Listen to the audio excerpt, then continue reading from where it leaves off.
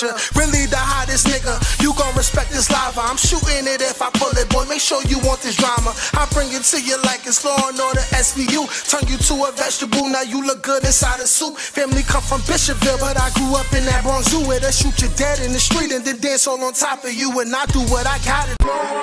Started. Please don't get me started. Started. Was doing Rikers Island stories before I came into the picture. You understand where I'm coming from?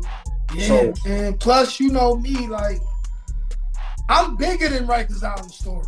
That's just some shit. I tried it, and the first one I put up, shit ended up getting 30,000 views. I'm like, oh, y'all care about this? You are a content creator. Yeah. You know what I'm saying? You want to know something? When I ain't no one trick pony. There we go. And that's how I felt like when by them coming at you, Nate, right? It's the same thing how when niggas came at me when I did my thing. You know what I mean? It's like, yo, I'm not no one trick pony. I'm doing all type of stories.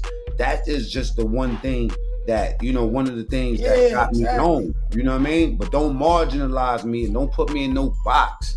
Because that's what you look at. And 9 out of 10 times, Nate, it's somebody that's content related. It's 9 out of 10 times, it's somebody that want a channel. It's somebody that think they could do what you doing better than what you doing. So, you know what I mean?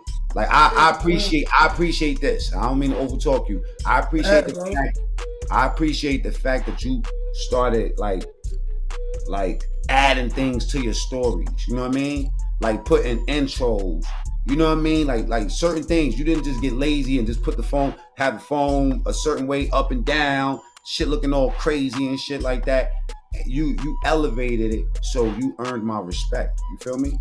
I appreciate that. And I always viewed you as somebody, I was like, this nigga got a personality that's gonna work. I'm like, he gonna make a lot of people have love for him because he got an energy. And I can always tell that you was authentic. You know what I'm saying? Like, and I'm just saying, like, Nate, you a funny nigga. Niggas can have the king of the jail story shit. Man, you like, a comedian. The white boys is really crushing all of us. They doing now. Look, I said that a few times. Think about this, right? I did an interview with a dude named dude 23andOne, right? And on that interview, you know what I mean? Well, that was a real big interview. We got more than 100,000 hits on that joint, right? That nigga got more than 500,000 subs. I got Banky Pound, going to 100,000 subs. After Prison Show, Joe, shouting niggas out. That nigga got more than 1 million subs for doing jail stories. So yeah, we like the way your reality is based off of perception. If you're not even watching those niggas, you wouldn't have no idea of the reality that there's niggas that been out here for years doing this shit. Nobody don't own this shit. You feel me? It's a way to open up the doors to spotlight your real talents, your real hustles and shit like that. If you smart. Exactly. You know, because you know it's only so many personal jail stories you can even come with. Can I ask you it's something? Only so far you could go. Let me ask you something. Let me ask you this. How do you not burn out from it? How do you, like, I'm not talking about from Rikers Island stories. I'm talking about from doing content. How do you not burn out? Well, me personally, partly because it's something that I stumbled upon, but before I even stumbled upon it, I was watching niggas. Before I even started making videos in 2020, I was watching niggas. I was paying attention and noticing how I was watching other smaller YouTubers. They were starting up their channels, and then I look back at them like a year later. They'll have a significant amount of numbers, or they'll just have more than they used to have. This is when I was getting into the red pill and all that shit years back. And I'm watching niggas really grow their channel. I'm watching niggas sell merch. I'm doing research, seeing how much YouTubers be making and stuff like that. And then in the process of it, I'm starting to watch people talking about like real life shit, jail shit. I'm like, I could do that. I went to jail. My plan was I originally was going to do some cooking shit, some ghetto cooking shit. I tried that. Then I tried some other news type shit, and then I threw a Rikers Island story up there. And to keep me from getting burnt out is just, I like doing the shit. The shit, it'll get tedious, but I just tell myself, like, listen, man, like 2 to 5 years from now, the work I'm putting in now is gonna be worth it. Like this is really a way to escape the matrix. This is what really keep a nigga from burning out. Like, I have not taken a week off since August 2020. I took weekends off. I've never not posted for more than 2-3 days straight since 2020. I'm not stopping. I just feel like one video could really change a nigga's life. Like, I threw up a story that was told to me by somebody else. MS-13 shit. That shit gets over 500,000 views. I'm like, I get it. I'm like, this video, like, this shit could really change your life. Like, you drop a video and that shit get 1 million views. Like, this is when people really start finding out who you is, like celebrities. That's when your videos start coming across like celebrities' eyes and shit. That's when somebody see you lit and they might wanna help you get on. Facts. That shit. I'm just like, I'm not trying to work for nobody. So I just gotta keep going. Yo, your camera went on. You took it off on purpose? Yeah. I just took it off for 1 quick second. I'm about to put it back on. Yeah, man, like, I like the shit.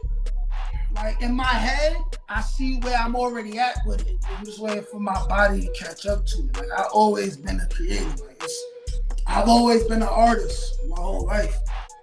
Young, drawing, South Park, Dragon Ball Z, Pokemon, to rapping, to liking the pain, music, like all this shit is art, all this shit is creating. It's what I do. It's what men's supposed to do. We supposed to be out here creating shit. I get burnt out though all the time. I ain't gonna lie. You wanna know why? I don't get burnt out as far as work ethic. I get burnt out mentally. You feel me? Mentally, because there's so much. It's just like trying to be a rapper. You know what I mean? Or trying to, chase something that's dream related as opposed to money related, right? Yeah. What happens is, you know what I mean? Like if you was wanted to be a rapper and chasing your rap dream and you end up getting a chick pregnant and having kids and stuff like that, that kind of takes precedence over your rap career. So you really have to do what you have to do in real life. In order for me to maintain my life, YouTube can't maintain right now the type of lifestyle that I live. You know what I'm saying? So it's a balance. For me, what keeps me from not burning out is that everything that I do, I'm genuinely interested in it. You know what I'm saying? As opposed if you don't give a fuck about it, it's only so much attention you're gonna give it. It's only so much effort. Yeah, because there's no one thing, there's no like one magic pill that makes you relevant or popping. You know what I'm saying? What happens is the thing that you love the most, if you can master that one thing and you love it, you know what I mean? Then it becomes a little bit easier. So that probably could prevent you from burning out too. Like for me personally, there was a time where I just did stories because I knew people would want to hear it and I had a little bit of interest in it. You know what I'm saying? Now, in order for me to put out something better, I gotta really and stick with it. I gotta kind of believe in it, you know what I'm saying, and want to see it happen. Yeah. So how did you first get into this YouTube shit?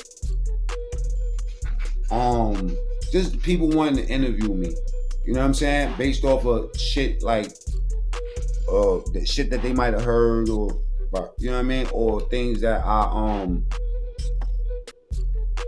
like things that they heard, like, you know what I mean, like jail related shit and stuff like that. I started doing interviews, and the interviews, people started telling me they want to see me have my own channel.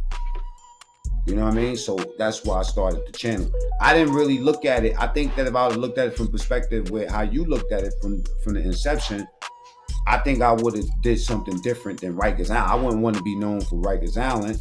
You know what I'm saying? Just like you, that wasn't your first thing. You might have went to, you know what I mean, doing the news stories, or, you know what I mean, like the food stuff. Those are the type of things I'm into, right? But the Rikers Island, what happens is if people like that type of story, it invites you to do more because it's easy. It's easier to be you and tell your story over things that we seen on the internet or things we heard about. You know what I mean? Yeah, exactly. And if I figure it this way, like if niggas will fuck with you off your jail stories, which is what I'm telling myself, I'm like, then that means it's for me. So if I'm doing something different, as long as I'm still being me and being true to myself, then the same type people is gonna fuck with me. Some people might not when I try different shit, but it is what it is. I'm still gonna bet on myself. Let me interview you for. Can I interview you real quick? Let's go. All right. You ain't gotta answer. Like, I'm just doing this off the top of my head. These things I would like to know, and maybe other people might know some things, but they might not know everything. At what age did you first go to jail? I first went to jail 15. I probably got arrested 2-3 times before that, though. And they probably brought me to my mother's crib. Brought me home. Have you always been in the Bronx? Yeah, I was in the Bronx my whole life. Born in the hospital in the Bronx. Been in the Bronx my whole life. Mother and father in the house? My mother and father was together when I was born, but my pops died when I was 3 years old. Then it was just us. Until she got with my stepfather when I was 8. They still together. That's a whole nother story too. I ended up getting into the streets because one, that's the only thing that was around. Wait, no, remember, I'm interviewing you. Let me stop you for 1 second. Let me stop you. I bet. Because I don't want to take from your story that you're gonna do later. Check this out. Let's take it from there. Mother and father, in the house when you were born. So your father was able to see you until the age of 3. 3 years old. Yep. 3 years old, right? Do you have other brothers and sisters? I got an older brother, Hosman, person who made this hat. He made the brand LaCoy. That's my older brother. That's from my father. We his only 2 kids. He my older brother though. Okay, so he older brother. He from Staten Island. He moved out of Staten Island, but he from Staten Island. I had 2 older sisters. My older sister Yvette, she still live in the city. And my different father? Different fathers from my sisters. But same mother? Same mother. So did you grow up in the household with them too? I grew up pretty much, yes, but a good portion of my life, because they was like a certain amount of years older than me, they had their own place. Well, my younger sister, who's still older than me, she passed when I was a little bit older than me, probably like 6, 7. So she was gone. But my older sister lived she had another spot in Cortland or wherever she moved at. I was always back and forth between there on the weekends. My mom was just going through a thing or whatever. But they was always around. They was always around. So at 3, right? Growing up, it's safe to say you didn't know. Did you have did your mother end up having a boyfriend that served as a father figure in your house? Or was it?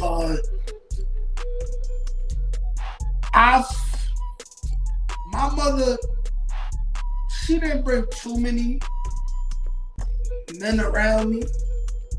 So I can't relate to these other niggas who mothers was whoring. You know what I mean? Much respect to the queens though. But my stepfather she was with since I was 8 years old. Okay. He's more or less a square. Not like a disc, but a square. Just, regular nigga. He had his own little issues. That's a whole nother story. But he been around since I was 8.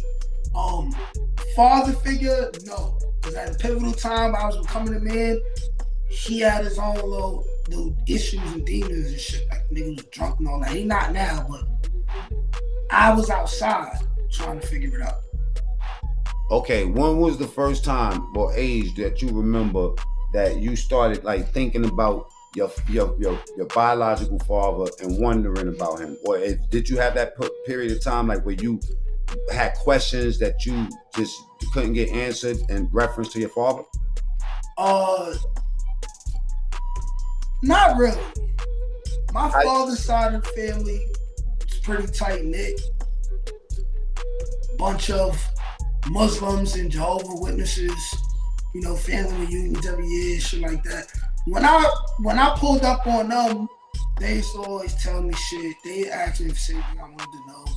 My mom's, it ain't, even after he died, it's not like nobody ever spoke about him again. Like, my mother will remind me when it's his birthday and things like that. And my brother, who's his son too, he was coming to get me. And so not really. You ain't never have like questions by like, have you ever had conversations with him? Like, are you spiritual on that level where you like think and talk to him? I mean, I still think about him all the time. He probably crosses my mind at least once a day, probably for real. I got pictures of him in my house. I see his face every day. Sometimes I talk to him. Something might cross my mind. Sometimes I'll be like, I wonder what he would think of me now. Let me ask you something. Academically, how did you do in school?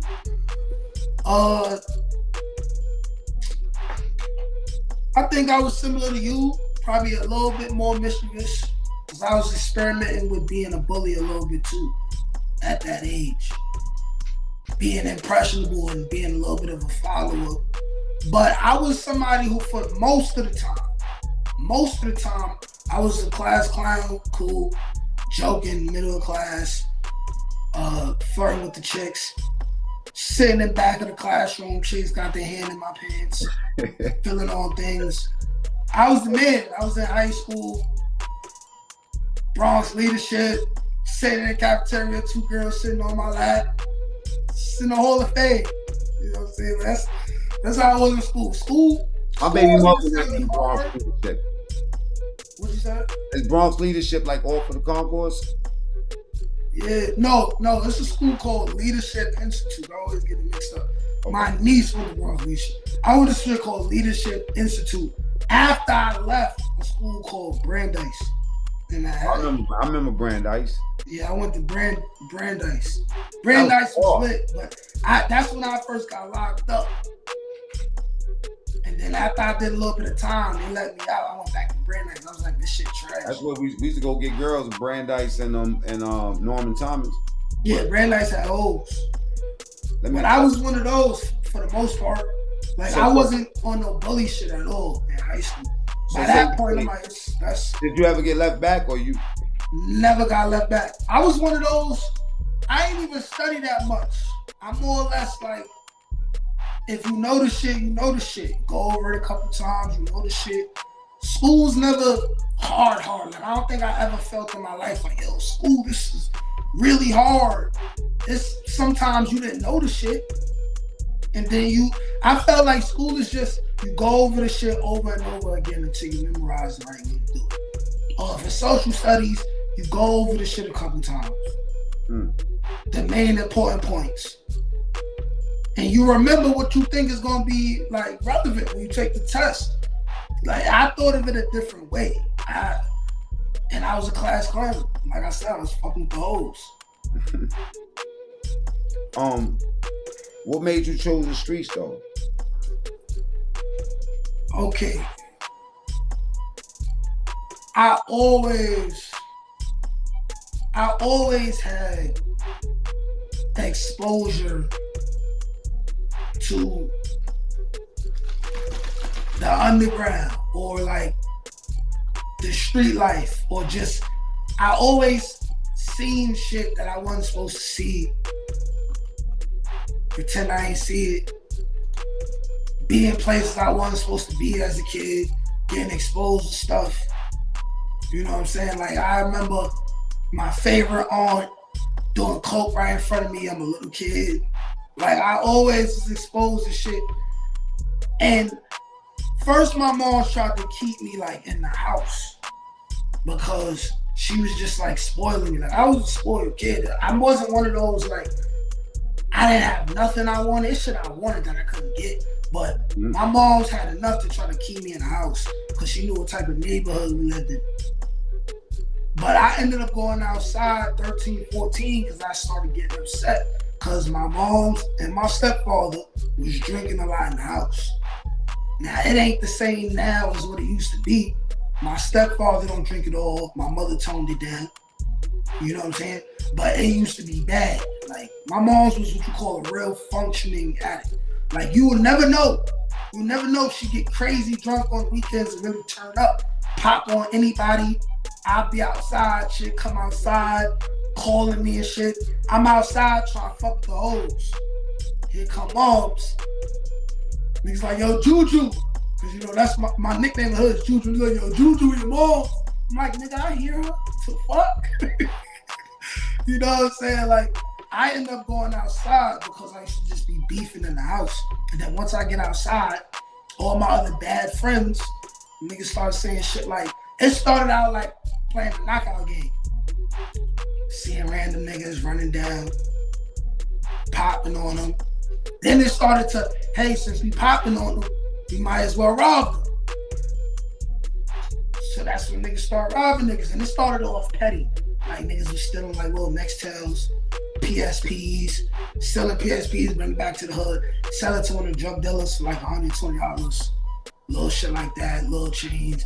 I remember before I got a bald head, I always like insecure about my hairline because I had like a big ass forehead. And like the box left and the right side, my shit used to get fucked up dumb early. My shit started looking like a circle, right? So I used to steal new era fitteds off niggas' heads, 13, 14. Yeah. Taking off their head, put it on I had like 20, 30 fitteds on my wall. My mother's like, all these new era hats, these $50. Where you getting these hats from? Where you getting these hats from? Like, I found it. Imagine, check it out. But look at the influence of your environment though, because think about we, because my story is similar like that. So I'm saying, like, imagine if we was presented a different sort of reality. Because like when I used to go see my cousin lived up in Kingston, New York. Like, his reality was different from mine. I knew I wouldn't be doing half the shit I was doing if I was where he was at. But see, his mother and her opportunities was different than my mother and my mother opportunities. Like, we had a lot of drunk shit going on in our family. From motherfuckers shooting needles, sniffing coke, all type of shit that I seen too. So it kind of desensitized. It's like a murderer that, you know what I mean? A nigga that was an innocent kid that ended up becoming a murderer. Sometimes will bust them open to the idea of it is seeing it happen. A nigga might get smoked in front of them. They never thought about no shit like that until they seen it could happen. You know what I mean? So they said that with King Von and a couple other rapping niggas. You know what I mean? My little man out here, he got caught up for 4 murders. He was only 17 years old. You feel me? And I know it was because he witnessed that shit growing up. You know what I'm saying? He seen something happen tragic. You know what I mean? And then he followed suit. You know? Yeah, I feel like that's a major problem with humanity in itself. Is you could be desensitized to some shit, and before you know it, you have a total disregard for human life. And I realized that mentally I was a part of that cycle. Like, it was at one point before I did my bid when I was older and came home like 2021, I told myself I'm not going back to jail unless I'm going to jail for a murder. Like, I was thinking on something, I'm probably gonna kill somebody one day. When I think back at it now, I'm like, yo, what type of stupid shit was I on? Hold up, when you first went to Rikers Island, you was an adolescent, so... Yeah, I only did adolescent. Okay, so let me ask you this. You go to bookings, you go see the judge, you gotta go to Rikers Island, you're waiting for the bus, you get on the bus is taking you through the city. Now, when you get on the bridge, describe that, what was going through your mind when you first hit the bridge.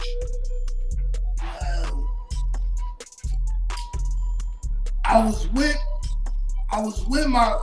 one of my best friends. So I had a extra layer. I had an extra layer of I feel tough, even though at the same time I was very much concerned. Like I'm from New York. Everybody hear about what happens in Rikers out. I was on some mentally like I'm very concerned. Like I'm scared even, but nobody's gonna see that. Yeah. Nobody's gonna see that. Especially, I wasn't gonna tell that to my boy.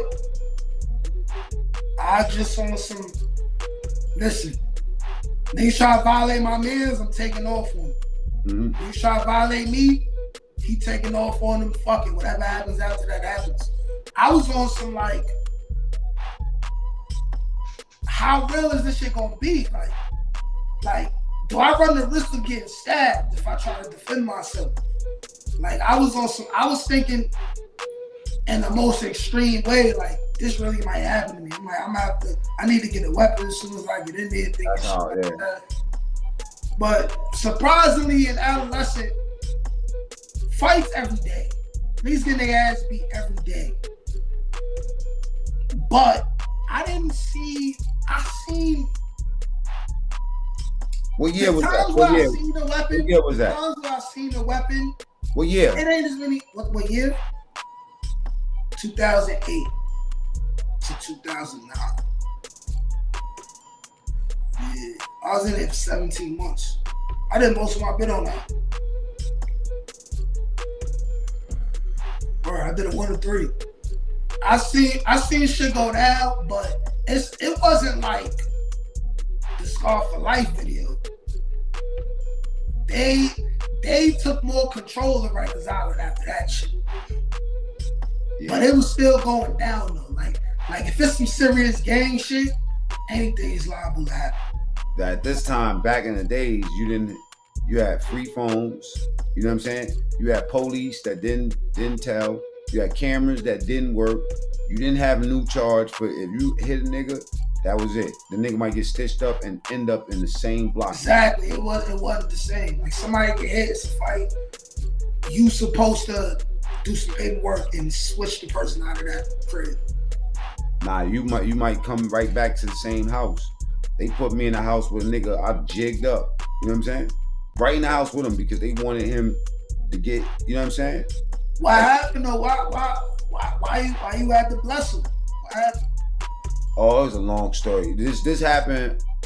See, most of my beef that happened in jail happened because of somebody else. I was defending somebody else, or it was like because I'm Muslim, nigga violate a Muslim, then we end up in some shit with the motherfucker. So that right there, that situation, you know what? That situation started over somebody else. And then it just got to a point where the dude was a threat, and then it went bad. But in that particular situation, that was one of the things I regret during my time. Like, cause I did a lot of fucked up shit, but that was anyway. The police looked at it the same way, like it was fucked up. You know what I'm saying? It wasn't just me that got him either. It was a couple niggas that jumped on him after this. You know what I'm saying? Like I was already in my cell trying to get rid of my weapon and shit. You know what I'm saying? But niggas told on me.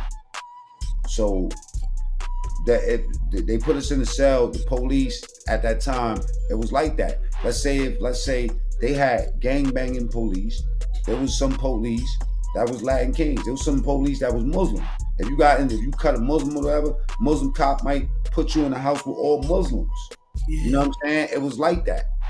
You know what I mean? And then let the brothers know that you coming before you get there. That I'm going to have this guy here by 6:00. Just be ready. You feel me? So it was like a policy of the police. You know what I'm saying? They was like the police had their little codes too, and some things made the police hot. You know what I mean? And then when it made them hot, they did vindictive shit back to us. Yeah, that's one thing police is always gonna do. So they all get even. Not only him, I cut this nigga in the Beacon 3 times. You cut a nigga in the Beacon too? I cut a nigga in court, in the courthouse, nigga. I caught a charge for that too. I caught a bit. You know what's so crazy about that? I cut the nigga in the courthouse the day that I got sentenced. That's crazy. Why? Because you was mad? Another long story, but yeah, but it was. You gotta understand at that time, we was different. We was different. We was like I'm not gonna say it was like clout or like reputation, but it was like influence. It was shit that was happening.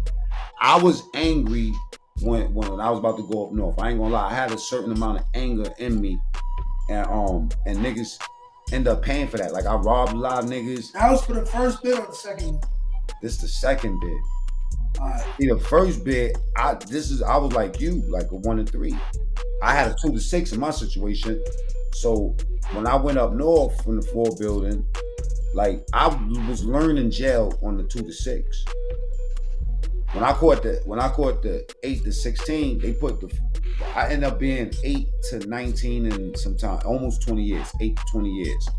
Because they put the parole that I had left on my first bid. I only stayed home for like 16 days. You know what I'm saying? So they put the parole from the first bid on the end of this bid. So I had the experience from being locked up already of knowing what it was. You know what I'm saying? So when I went to Rikers Island this time, you know what I mean? Like I did what I thought would keep motherfuckers off of me. Cause you gotta realize that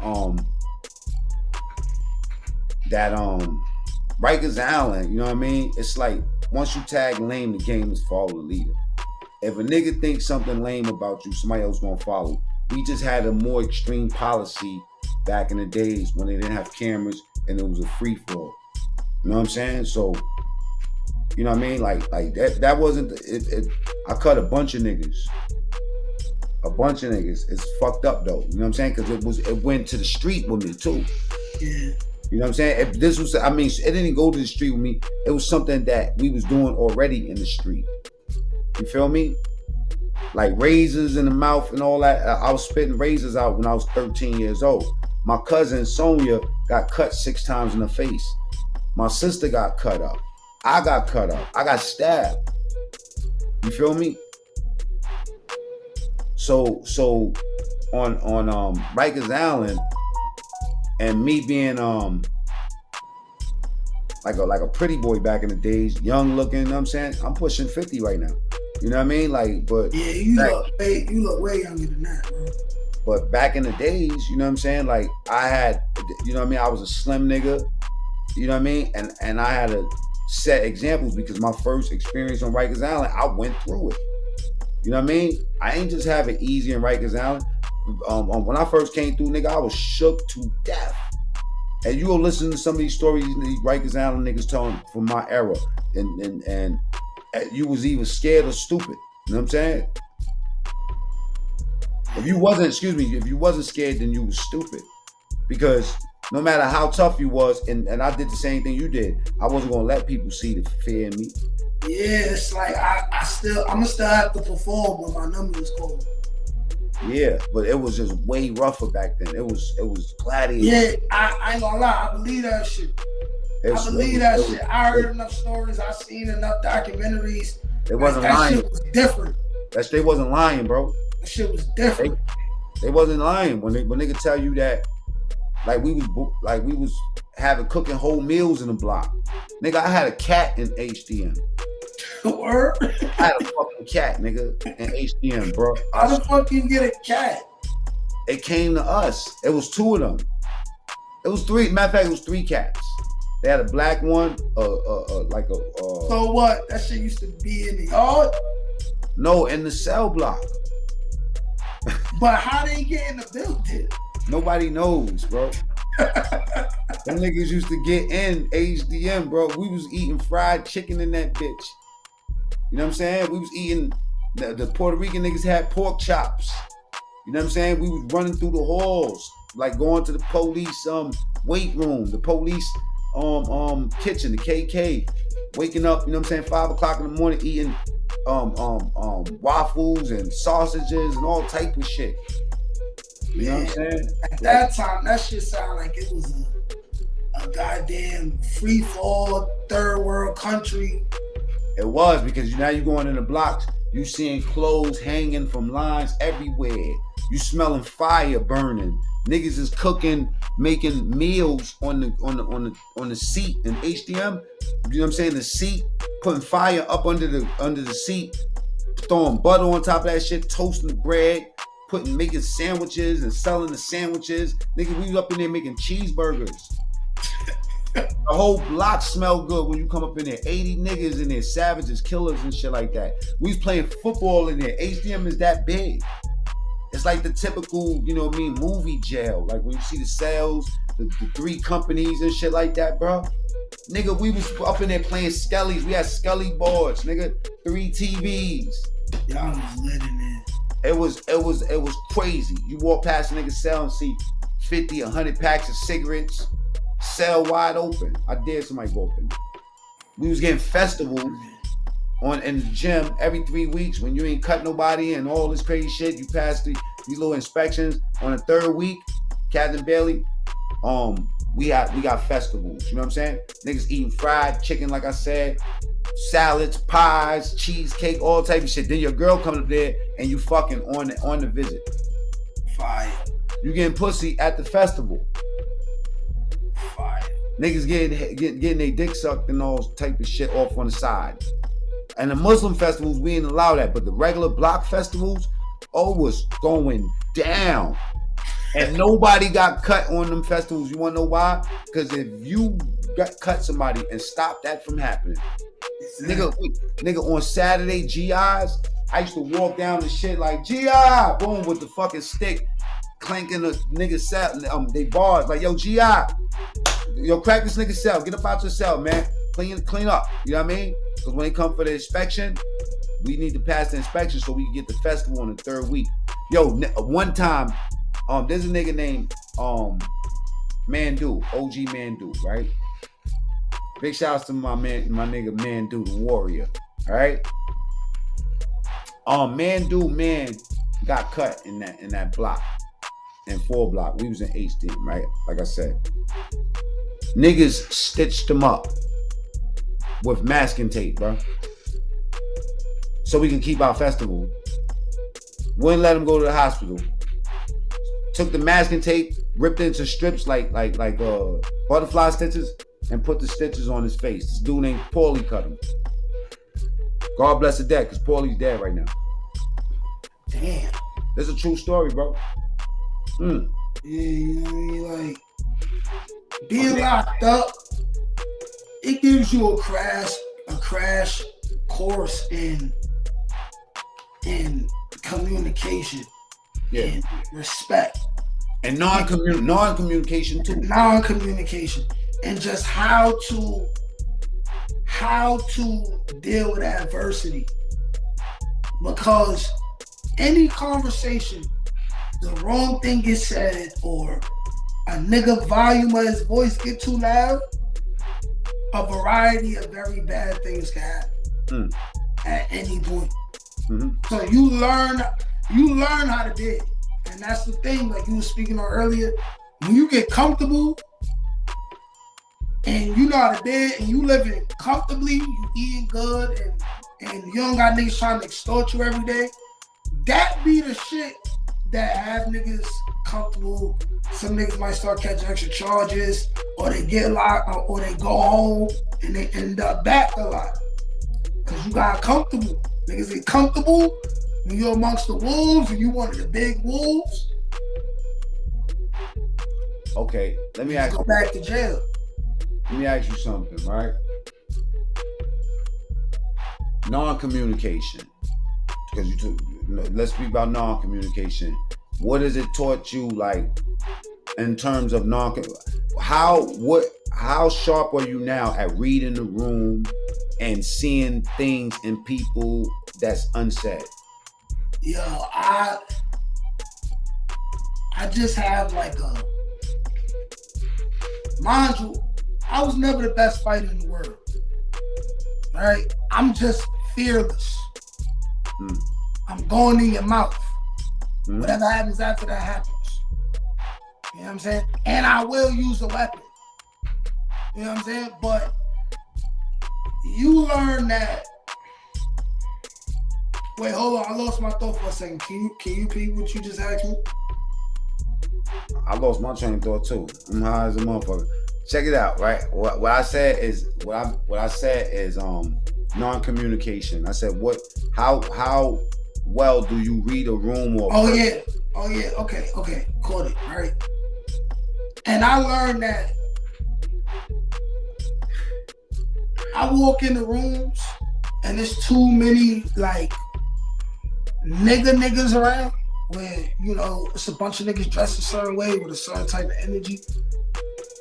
Or even if I'm not in those predicaments, without saying anything, I immediately make sure that my back is never at a corner. I'm immediately looking for exits in case something pop off. I'm immediately looking like naturally, without even being like triggered. If something's gonna jump off, I'm looking around at things that I can use as a weapon to go upside somebody's head with. I know the energy of you might be beefing with niggas in the crib and you leave your cell, you go in the day room, niggas might have been talking about you. And you step in there, the energy in the room change. It get less talkative when you step in the day room. I look at shit like you walk in the day room and where niggas would normally have slippers on. That's it. Hold up. That's niggas got sneakers on. Look, that's about to happen. That's environment. What about people? People is like, it's an energy thing. It's an energy thing. Like it's like you could really feel hostile energy because you was around it for so long. Even when they try to mask it, bro. Even when they try to mask it, and it's why I cut off a lot of niggas from my own block, because I'm not fake. I can't deny an energy that I feel from people. It's like we could at least stay cool if I just distance myself. Because after a while, I'm the type of person where I might get confrontational later. And I might be like, yo, bro, so what's going on, bro? We supposed to be like family. Like it's like you've been acting funny. It's a different way you be giving me them pounds. Can I tell you something? Can I make an assumption? That mentality right now for you is going to change with age, though. I'm gonna tell you what I mean by that, right? Like you remember what you did. Okay, in terms of environment, you look like you. I used to feel this exact same way. Like when I get around a certain profile, of niggas, especially with that energy.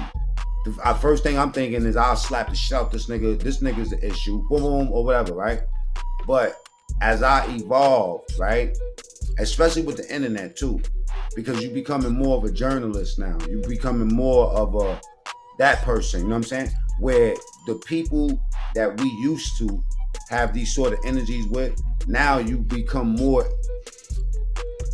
inquisitive as opposed to like thinking and you think less. Like the older you get, I think like you either turn into a coward or you become fearless. You know what I'm saying?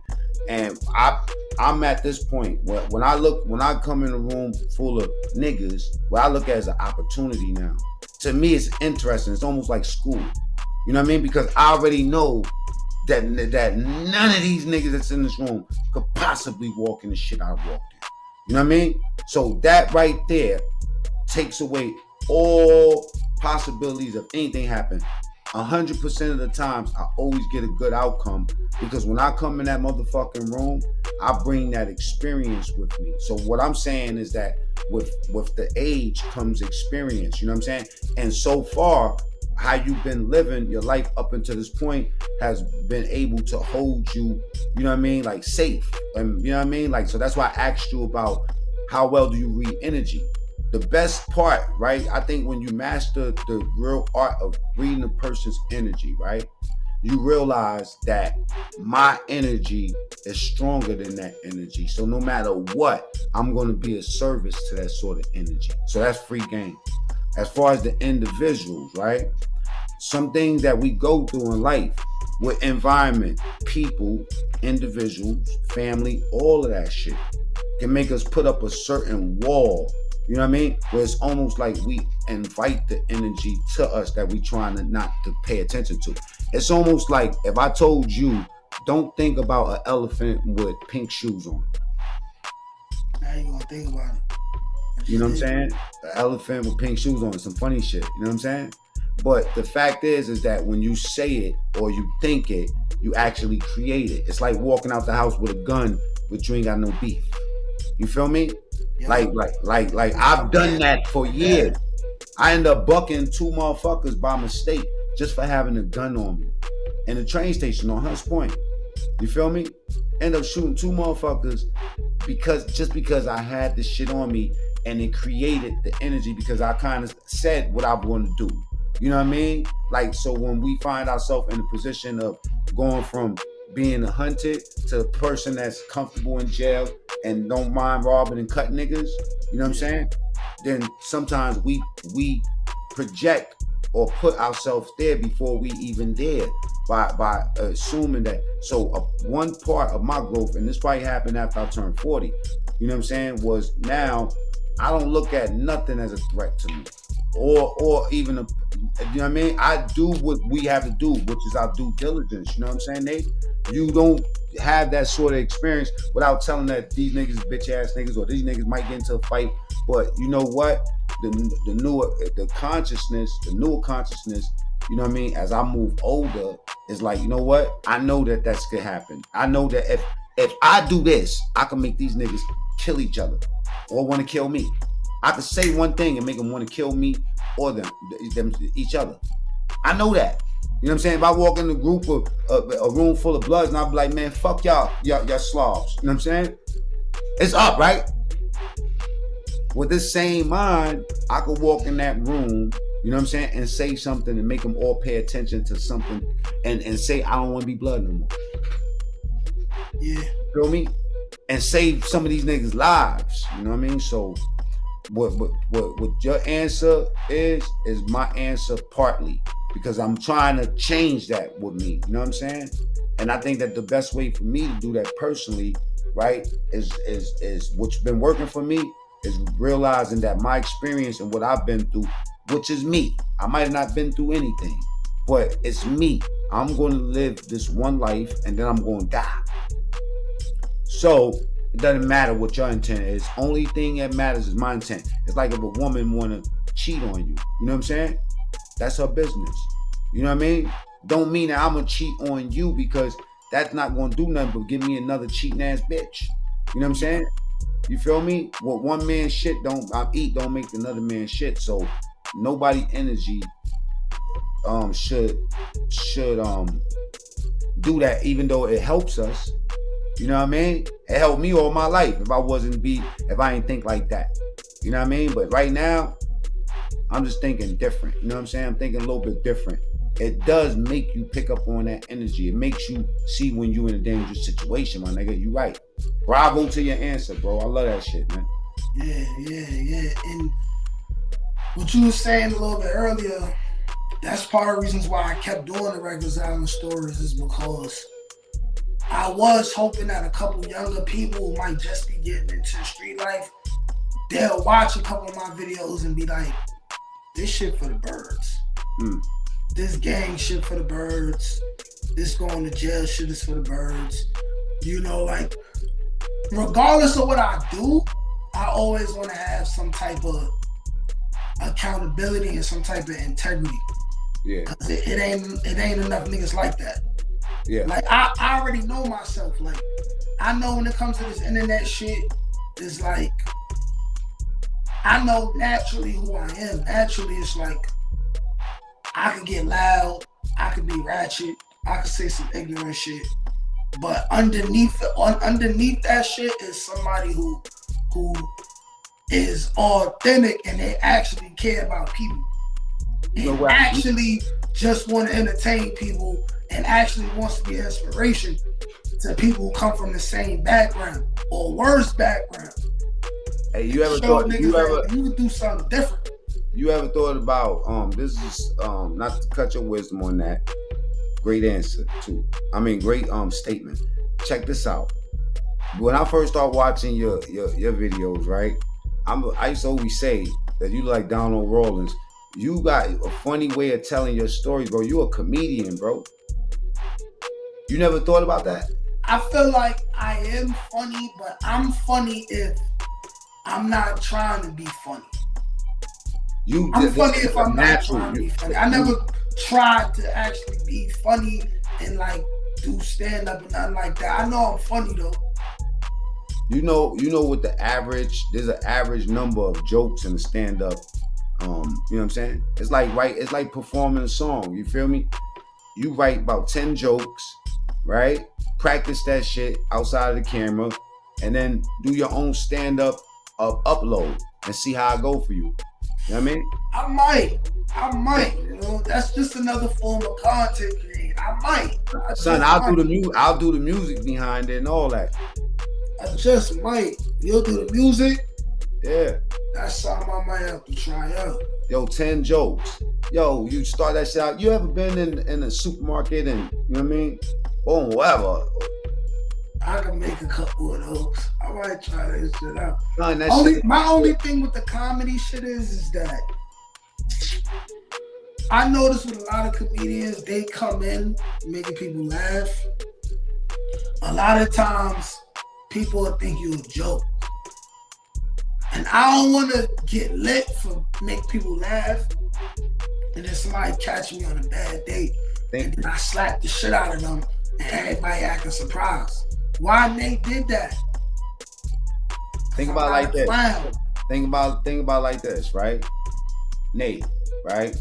What you chasing right now, as far as like even doing YouTube, you gotta know that each day more people is following you. You know what I'm saying? So you becoming more of a public figure. You got to get to a point where that point, you know, that part of you where you would slap the shit out of somebody. Trust me, you way more valuable by talking to them and putting them on some game. You know what I'm saying? Because guess what? It's at the end of the day, right? No matter what they think or try to play with you, they can't live what you live, which is your life. You know what I'm saying? They can't define nothing with you, but they could change your life. If I kill you, I'm brainless. If you kill me, then you famous. What's a nigga to do? The nigga that you gonna slap ain't got 17,000 subs. The nigga that you gonna slap ain't had to go to jail, see his family, go through alcohol or any of that shit. The niggas that you about to slap ain't, you know what I'm saying, go through your lifetime experience or losing your father or none of the shit that we just talked about. You way more important than that. Fuck these niggas. The best revenge is more success, my nigga. You know what I'm saying? Don't never let nobody, yeah, you a funny nigga, you funny, nigga. You know what I'm saying? If they take you for a joke, that's their business. Don't never, ever jeopardize you, yourself, or none of that shit. For none of these niggas got to say out here, nigga, you bulletproof. You gotta think about it like that. You know what I'm saying? No matter what somebody say, you already showed that you're able to absorb it. You know what I mean? So make more output, make them jealous. You know what I'm jealous about? At the amount of content that you put out. I know that we should be working harder. They'll look at the reward, but they don't look at the risk. The risk is this. I could be doing all this shit for nothing. I'm sacrificing my time. I'm putting my blood, sweat, and tears into this. I'm putting these thumbnails together in a way where it shows continuity. It shows a branding. It shows a branding pattern. It shows a purpose. It's not just, you know, like some random thrown out shit. There's value there. So if I'm me and I'm saying that I'm jealous about that, you know what I mean? It's because in Islam, we could be jealous about the positive things that somebody is doing. Because if I was doing that, I would do a little bit more of reaching people too. You know what I'm saying? In a positive way. You know what I mean? It's just like being jealous about somebody about their money. If I had that amount of money, I'll open up a school, or you know what I mean? Or if I had that amount of knowledge, I would do this. You know what I mean? Because people look at me and they'll be like, damn, you got the opportunity, but you're not really maximizing what you're doing. I feel like you moving closer to maximizing, you know, your potential in that area as far as putting content out. I would like to have more of a work ethic like that again, because that's how I used to be. But right now, I'm juggling a whole lot. You know what I'm saying? But back to that, I appreciate that, bro. Son, I don't do no ass kissing. I tell you exactly how I feel. Yeah. Like tomorrow I might die, nigga.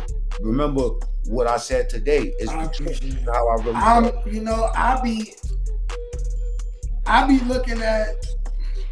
I'm trying to work on what I feel is being captivating while on live. And that's one of the things that I see with you.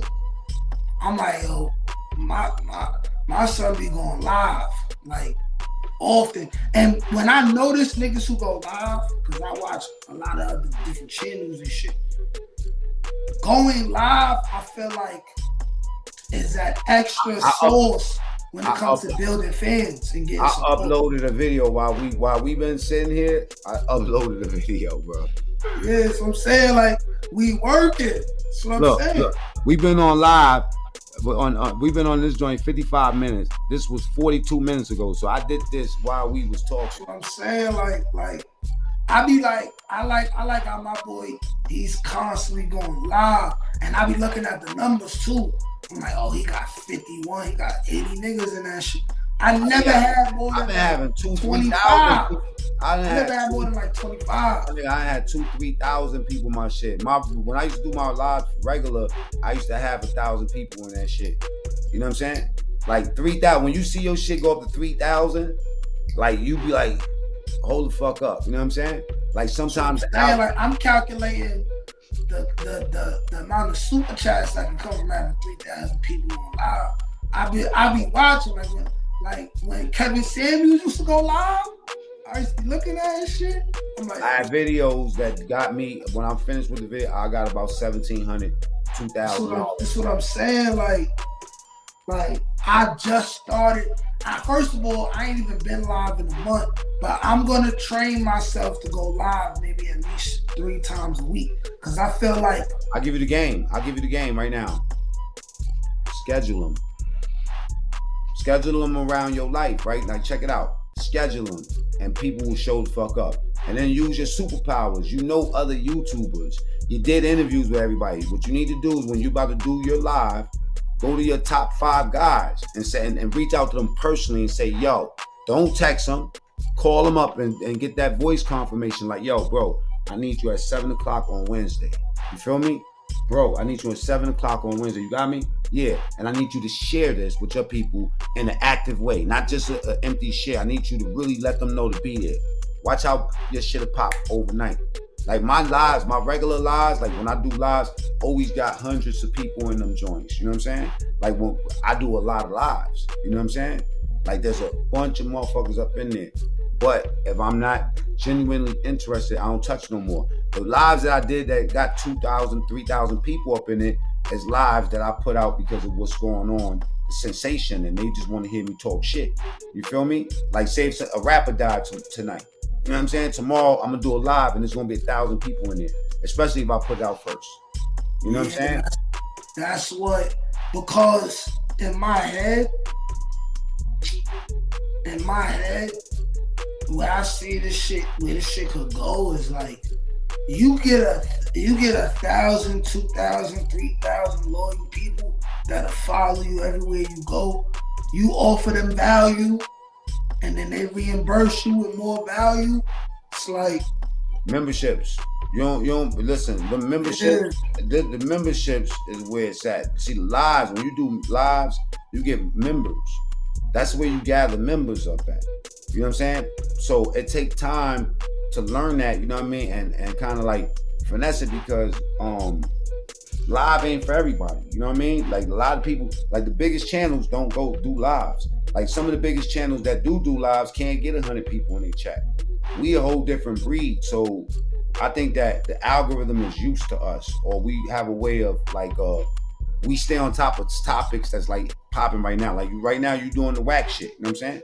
I done did the Charleston White shit. I got 2 strikes right now. You know what I'm saying? Charleston White is one of my strikes. So I stay away from certain content, you know what I mean? Because it's only gonna get my channel hot with YouTube, especially when you got a video that go up like this. You know what I mean? When you do 100,000 on the video, and you know, it sinks your channel, my nigga. You have to take that money that you get from that and then take that video off. So this month, I took about 500,000 views off my channel from videos that went viral that fuck your channel up. Because YouTube, the algorithm wants to see that exact same thing again. And when you don't do that again, or you switch up what you talking about, it sink your channel. Nigga, now you getting 100 views, 200 views. When YouTube restricts you and they make you hot, now the views go out. They don't send it out to the new people. They don't show it. They don't suggest the video no more. So you got to do construction on your channel. Like right now, I'm doing construction on the channel to get it jump started again. You know what I'm saying? But I'm not trying to have a viral video no more. You know what I mean? Like I don't like videos that go up overnight and do 100,000 because it killed. You might get a $2,000-$3,000 check for that, but then lose 5,000 because the views is going down elsewhere. You feel me? Yeah, that's why I got 2 other channels that I'm trying to get off. I'm pre-recording stuff for them. Like, this is another thing I wanted to ask you now since we heading towards that. I gotta get ready to go too. But we're gonna all right, so tomorrow we're gonna do it the same exact time. I got you tomorrow too. All right, so I want to know. I'm worried about the algorithm because I'm getting 2 podcasts started. One is gonna be me and my boy. We're gonna be talking about, you know, like single grown man shit. Shit that niggas like to bullshit and talk about, barbershop talk type of that type of shit, right? And then my other shit is gonna be my shit. It's gonna be mostly relationship based, stuff like that. I'm talking to different people and shit like that. It's nothing like anything that ever jumped off on my channel before. But I know that I'm going to use my main channel as promotion, trying to get people to subscribe to the other 2 channels. But I'm worried about the algorithm. I'm like, am I going to put out, because I'm making promotional videos, all that shit, shorts, all that. I'm pre-making them right now. Like, that's what I was doing before we got on the phone and shit. I'm like, is the algorithm going to just purposely not push this because it's not a jail story or a current event? I would say, use your skills that you used already and don't push the algorithm from here to your new channel. I would say, bust the doors open from over there. You know what I'm saying? I'm telling you, the algorithm is like this, right? When it could mesh the 2. You feel where I'm coming from? It could like compartmentalize the whole package. But if you take the new shows that you're doing and make them have nothing to do with your first channel, even name it different, take your name out of it, you know what I'm saying? Then it might, you know what I mean? Like you can master the things that slowed you down with this channel. You feel me? You could get right past that, streamline it, just a brand new channel with your skills that you've attained, and just let the algorithm work it out and find the people. Yeah, and associate you with people that's successful in the area you're trying to go with that particular channel. You don't want it to push you towards and get it confused with, is he talking about this? You know what I'm saying? So change it to be something else, and when it does pick up, they'll associate you with something that's successful in that same category. You know what I mean? Like, say if it's gonna be relationships, now they'll refer you with videos with niggas that's doing relationship channels or bigger channels that's doing that already.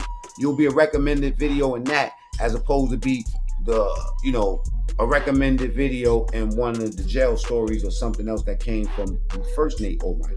Yes, and this is why, because I was thinking about that for months while I'm pre-recording shit. I got pre-recorded episodes and shit, all type of shit.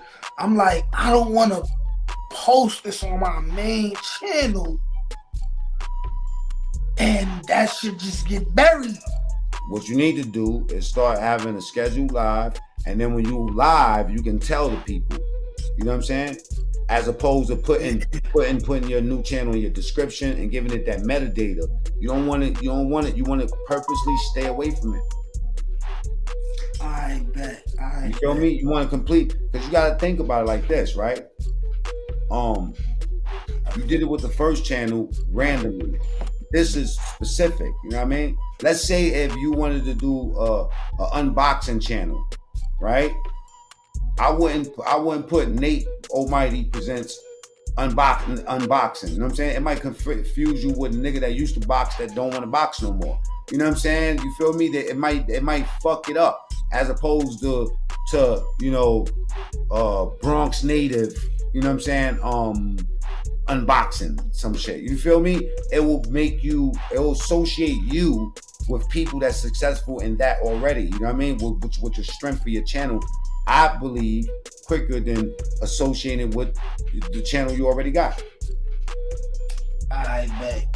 Yeah, all right. So I'm just gonna start going crazy on the new channels, man. I noticed that they pushing the shorts crazy. The algorithm, like, it's totally different. I'm about to go crazy with the shorts. I'm just gonna break them apart. They don't make money. They don't make money. They don't make money, and I'm not even sure if they bring subs. Look on your analytics. You talking about the shorts? Yeah. Yeah, they said they're gonna start paying niggas for those next year. I know, but look, think about it like this, right? Go to your shorts, right? And then look at the analytics and see how many subscribers are you generating from those shorts. You right. I ain't fuck with it too much yet, but I ain't seen nothing crazy. Shorts, I'm waiting until next year until they fix this shit up, because right now we just giving them free airtime. You know what I'm saying? And that's why I don't really do shorts. Yeah, they don't monitor. They not paying niggas for it, and they not gonna pay niggas the same amount as a long form video too. So you gotta get 2, 3, 4, 5 times as much to equal the same amount of money. And you gotta keep working. You gotta keep working. Boom, boom, boom. Short. You gotta upload. You gotta have. Yeah, because I plan on doing this shit almost every day. They gotta have swipables. They gotta be able to boom, boom, boom, boom, boom. They gotta binge. You know what I'm saying? And the amount of work that you gotta put in is just, for me, it just don't work. But I would say separate the new from the old. You know what I'm saying? Now, if you wanted to do, like, let's say for instance, right? Not to say that the name is gonna mess it up, but if you want a whole new experience and opportunity to get associated with something else, I'll say that do it separate so it can make sense. You know what I mean? With the algorithm. You feel me? Yeah, because my shit, the relationship shit, is called the Everyone is Toxic podcast. Everyone is toxic. That shit don't that's gonna have mad wine and incense burning, and you know what I'm saying? Like, there's gonna be a lot of fighting going on up in this shit. You know what I'm saying? Like, that's gonna be my shit. You can fuck with me on that shit too. Like, it's like we giving game, but at the same time, I'm kind of like taking the approach with that part is like, I'm taking it from somebody who wants to grow. So all my conversations is more or less like, if I'm talking to women, I'm talking about my experience and shit, how I feel about shit, and then I'm allowing the opposite person to speak on their story regarding the situation. Like, I'm gonna be interviewing like gay people, all type of shit. Like, I'm trying to get the Pope on the line. Like, I'm gonna show you some shit, right? All type of shit, nigga. I'm gonna show you some shit. I do a show, right, called Battle of Sexes. It's similar like that. Like we get real spicy on this show. You know what I'm saying? Like, nigga, ain't no telling what's gonna come out of nigga mouth. Listen to this real quick. Let me show you something. You on a computer or a phone? I'm on the phone. Can you share the? Do you know how to share the screen? It ain't. I haven't seen it. It should pop up. Not on the phone. I don't see nothing about it. I've been trying to share the screen on the phone. All right, check it out. Look, you see it said hit the button that says guess. Guess. Oh shit! What's this? That's the screen. Sure. Add to screen. Now look, listen. Okay. And that's what that all ties into. Okay, y'all let me know when you ask the question. I got a question. I got a question. Go ahead, Rat. I want to ask a question. It's a two-sided question. So I want to ask, on the female side, what do women expect from women? What do women expect from men today? Vice versa. What do men expect Respect. Yeah, I'll be doing a little panel with, you know what I'm saying? Like, I got a few of them, like Battle of the Sexes panels, but it get funny. Like nigga might ask a girl, like, what's that white shit in your panties? You know what I'm saying? You know what I mean? Stuff like that. Yeah, I'm trying to have my shit, because I've been thinking about, like, how am I going to have my shit be different? Because people talk about relationships, that's always going to be a hot topic. So people going to watch shit like that, but the shit that end up long lasting, because I want my shit to last. Like, I can see my shit get crazy within 5 years. I could easily get a Spotify deal. I feel like I'm worth at least a $5 million, $10 million Spotify deal if I put in the work for at least 5 years. But I see the shit like,